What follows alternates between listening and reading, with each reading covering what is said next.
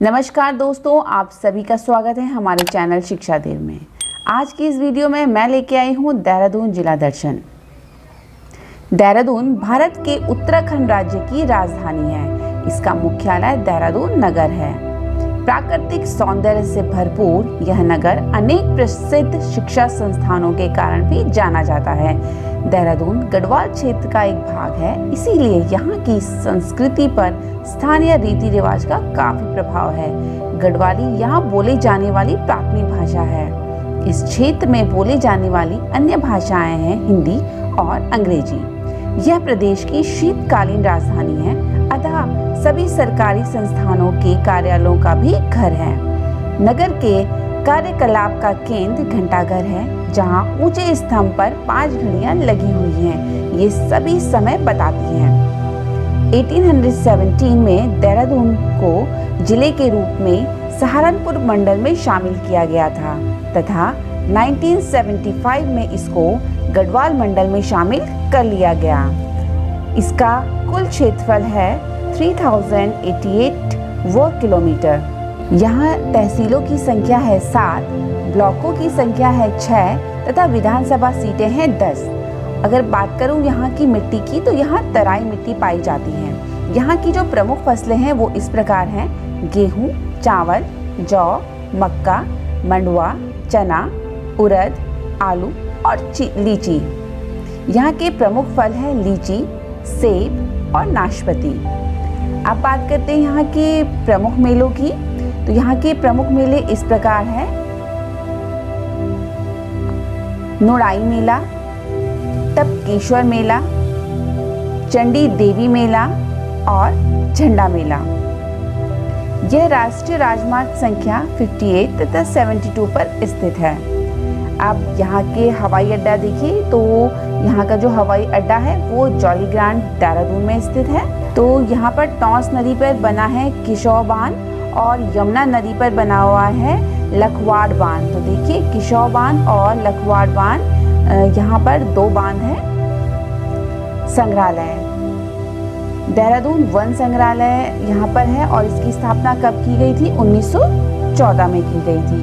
अब यहाँ के जलप्रपात के बारे में भी जान लेते हैं। तो यहाँ पर सहस्त्रधारा और टाइगर फॉल, ये 2 जलप्रपात हैं जो काफी प्रसिद्ध हैं। यहाँ की प्रसिद्ध स्थानों की ओर टपकेश्वर महादेव, यह मंदिर सिटी बस स्टैंड से 5.5 किलोमीटर की दूरी पर गढ़ी कैंट क्षेत्र में एक छोटी नदी के किनारे बना है।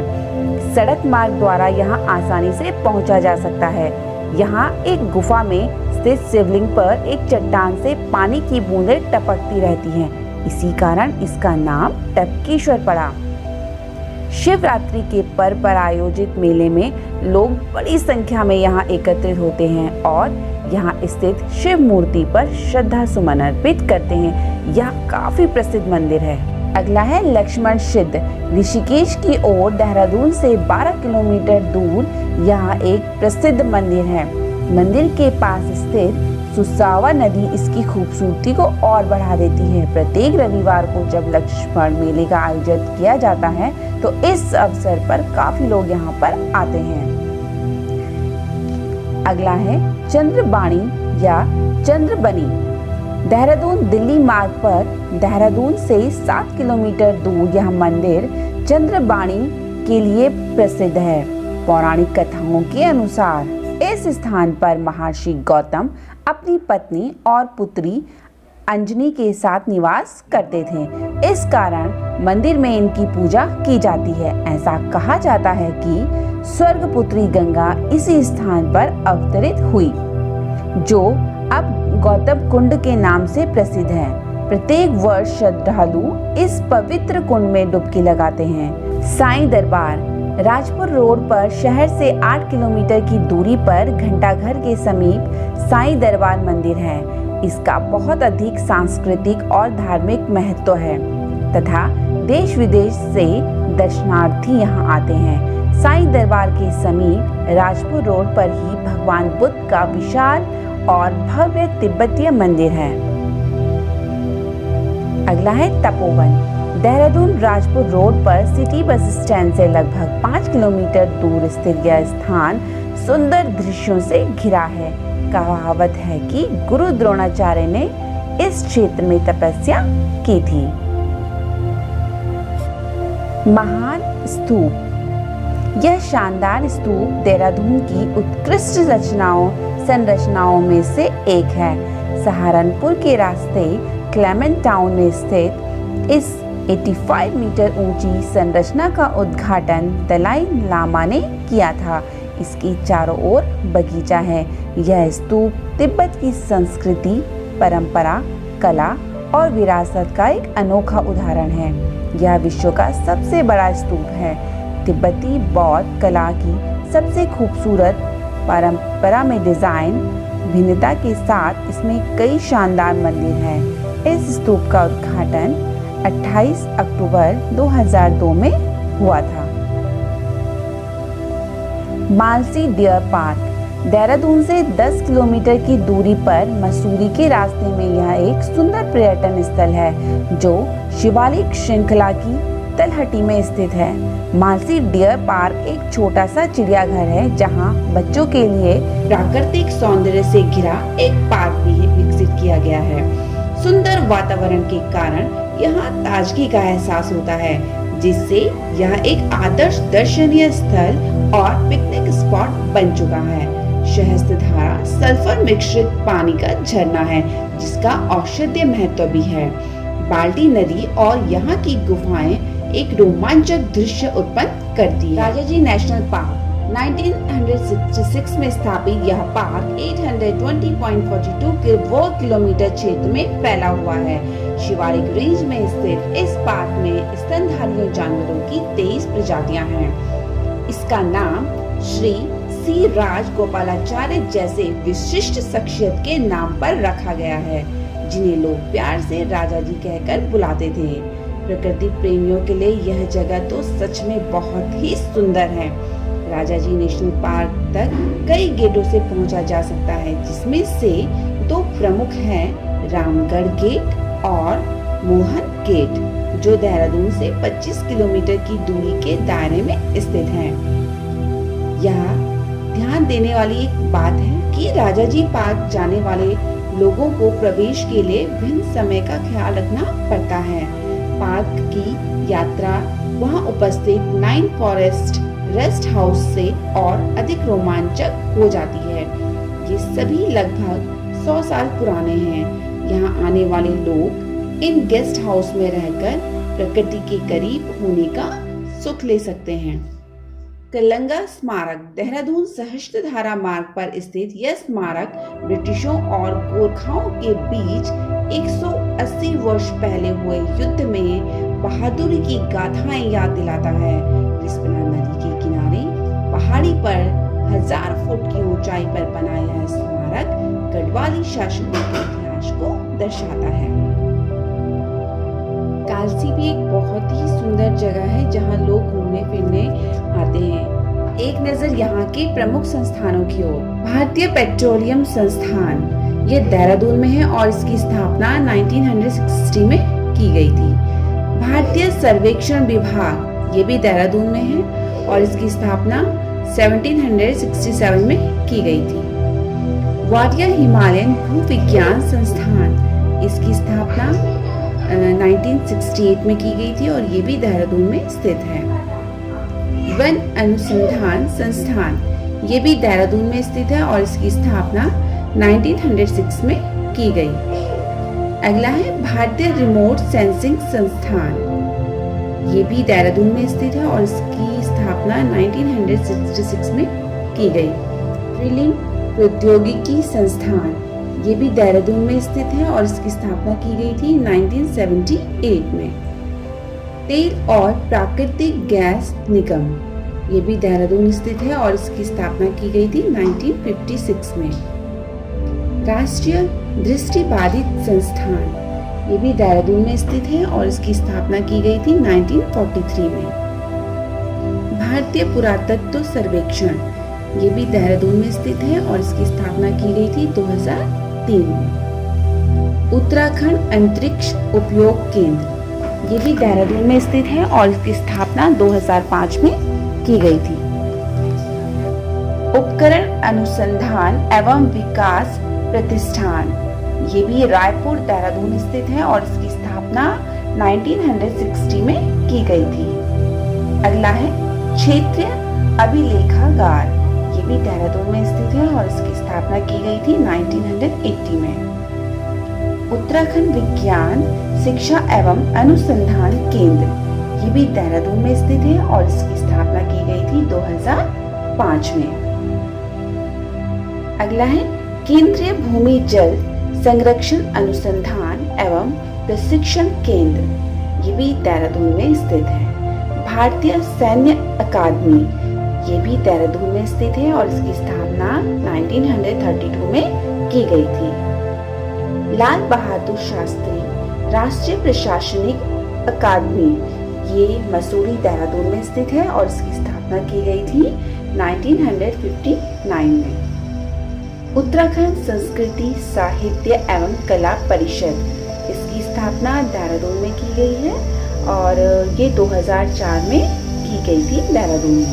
पेट्रोलियम एवं ऊर्जा विश्वविद्यालय, ये भी देहरादून में स्थित है और इसकी स्थापना 2003 में की गई। इटफाई विश्वविद्यालय, ये भी देहरादून में स्थित है और इसकी स्थापना 2004 में की गई। हिमगिरी नव विश्वविद्यालय, ये भी देहरादून में स्थित है और इसकी स्थापना 2004 में की गई। दून विश्वविद्यालय, ये भी देहरादून में स्थित है और इसकी स्थापना 2004 में की गई। प्रौद्योगिकी विश्वविद्यालय, ये भी देहरादून में स्थित है और इसकी स्थापना 2005 में की गई। इंदिरा गांधी राष्ट्रीय वन अकादमी, ये चक्राता देहरादून में है और इसकी स्थापना की गई थी 1987 में। उत्तराखंड तकनीकी विश्वविद्यालय, ये देहरादून में स्थित है और इसकी स्थापना 2005 में की गई। हिमालयन इंस्टीट्यूट हॉस्पिटल ट्रस्ट, ये जॉलीग्रांट में देहरादून में है और इसकी स्थापना की गई थी 1989 में। भारतीय वन जीव संस्थान, ये देहरादून में स्थित है।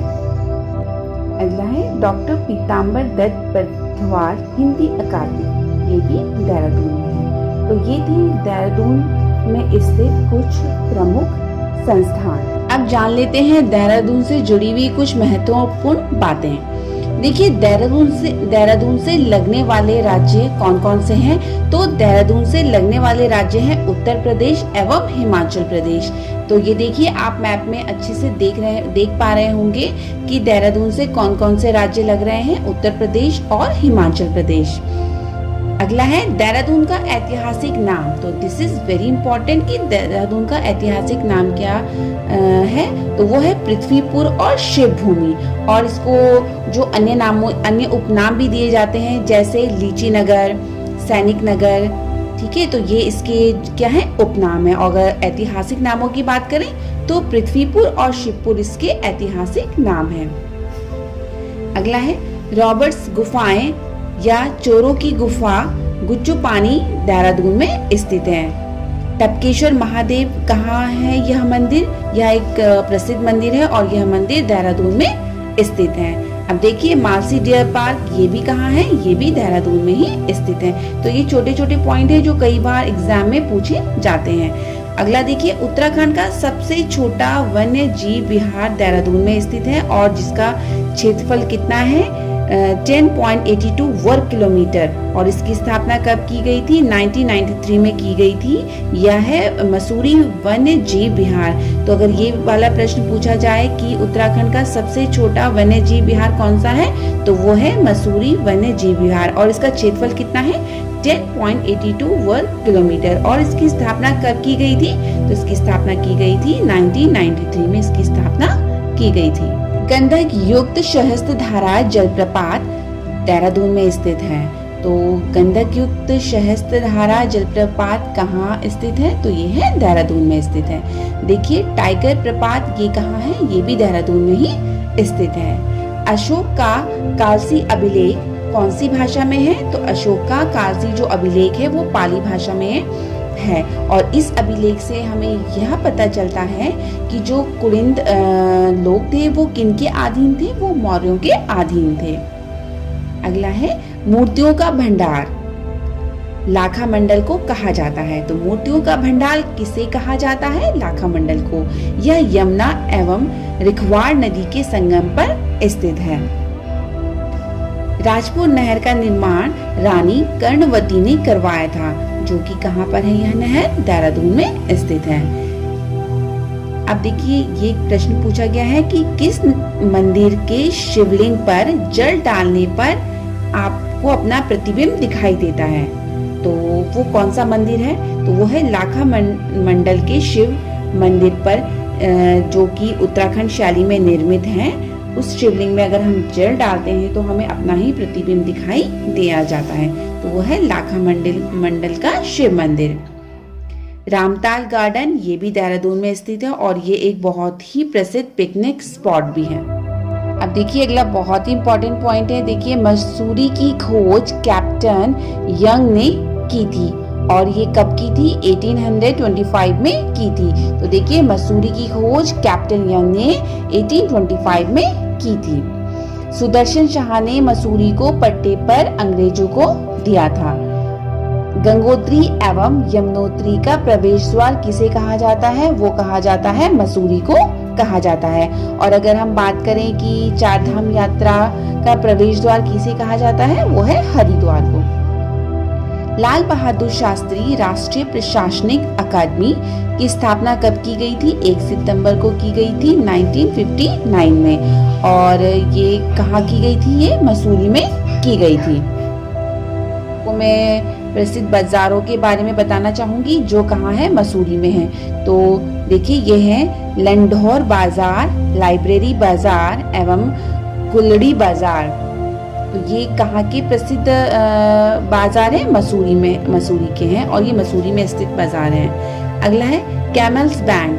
तो ये बैंक कहाँ स्थित है? ये मसूरी में है। ज्वालाजी मंदिर, तो ज्वालाजी मंदिर कहाँ स्थित है? ये भी मसूरी में स्थित है तथा विनोंग पहाड़ी में स्थित है।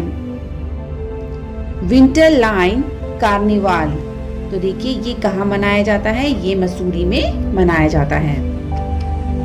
प्रद्युम्न का युद्ध 14 मई 1804 में हुआ था।